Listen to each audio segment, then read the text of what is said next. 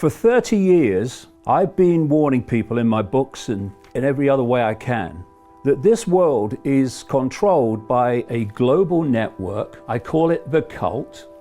So what have I said in this 30 years that this cult wants?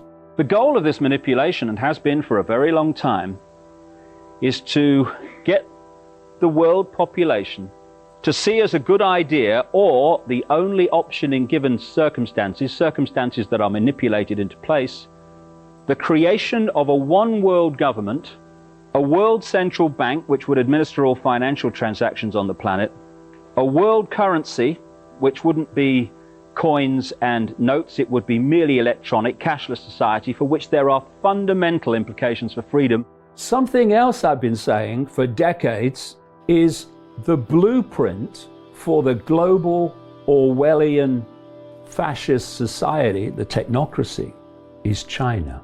Unlike in the West, where until now, no longer, they've had to pay lip service to freedom and democracy and all that stuff.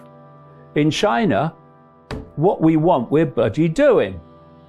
And so they've been able to create and incubate the very society that this cult wants globally.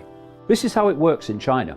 They have millions of face recognition cameras in their cities. And so as you're walking down the street, you are able to be tracked and identified literally in minutes. You are so tracked in detail in China that they know everything you do all the time. And AI is logging your behavior. And they have something called the social credit system. When you act in ways that are acceptable to the state, you get credits. When you act in ways that the state doesn't want you to behave, you get credits taken away. And when you fall below a certain level, consequences kick in. There are millions and millions of people in China who, through not behaving as the government wants, are now banned from flying or banned from even going on a train. And this is what is planned. It's total and utter control.